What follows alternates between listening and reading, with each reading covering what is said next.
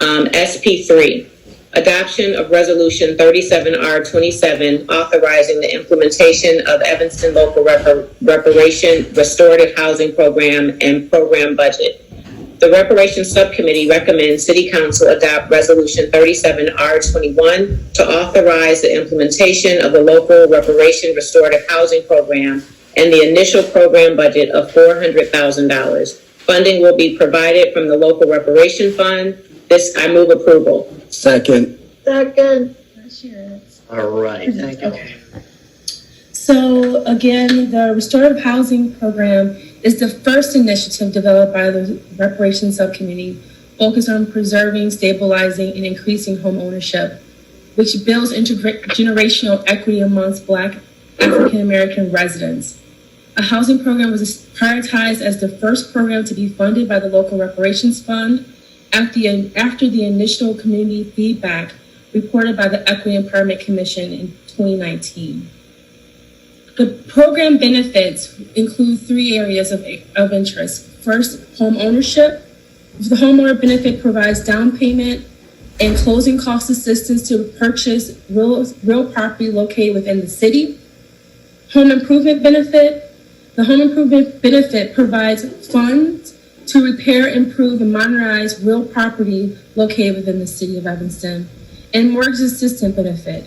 The mortgage assistance benefit provides funds to down payment mortgage principals, interest, and/or late penalties for real property located in the city of Evanston. Eligible individuals may receive up to $25,000, and up to two individuals can pool their funding together for up to $50,000. The program, as stated, is budgeted for $400,000 initially. There are eligibility requirements to be eligible for these program benefits, and they're broken into three categories. The first being an ancestor, and I want to be first define how we define African American Black for our programming purposes. African American Black is defined as having origins in any of the Black racial or ethnic groups of Africa. So for ancestor, African American or Black resident of the city between 1919 and 1969 may have children, grandchildren, great-grandchildren, and/or other issues defined under direct descendant. A direct descendant is a blood relative in the direct line of the descendant of an African American or Black resident of the city between 1919 and 1969. And then there's an applicant who does not qualify as either an ancestor or a direct descendant, but have experienced housing discrimination due to the city's policies and practices after 1969. Program implementation, we're looking to work with the newly formed Reparations Committee to have this program up and running this midsummer for the application that will be sent out for the public release. The initial application will be accepted and reviewed and funded in the following order. Applicants applying as an ancestor, applicants applying as a direct descendant, then applicants that do not qualify as either an ancestor or a direct descendant, but have experienced housing discrimination due to city policies and practice after 1969. Guideline. I also want to thank the City Council, those members that accepted meetings to give your feedback to the guidelines. Your information and your feedback has made it a more exceptional initial first step, and your feedback has been included.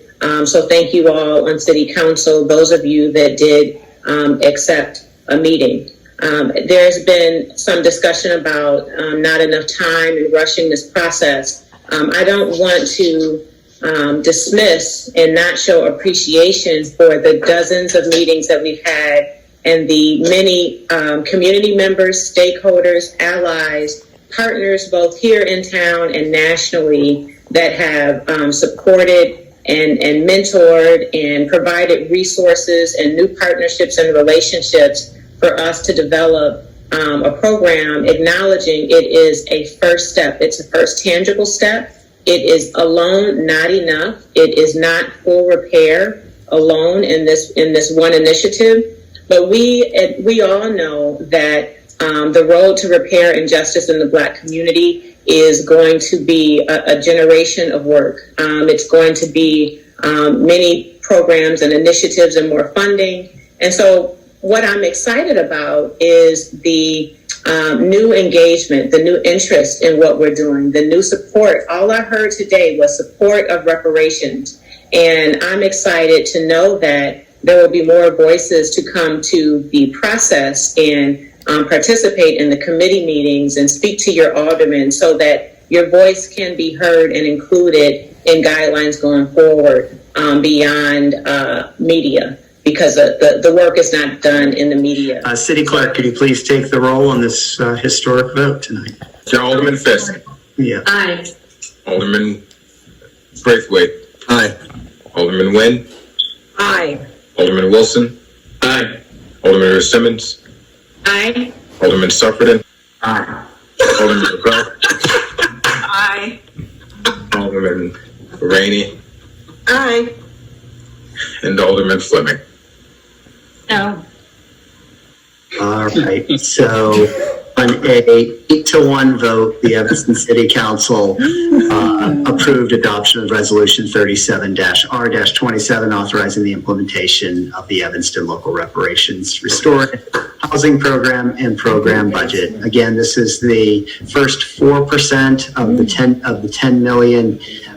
It is an important but a small first step, and I think the discussion this evening and the voices on all the different sides of this issue was a valuable one. There's a lot of work to be done, and my expectation is the reparations committee will continue to be a intent committee and continue to get feedback and input from all Evanstonians that want to be involved in this process. So thank you.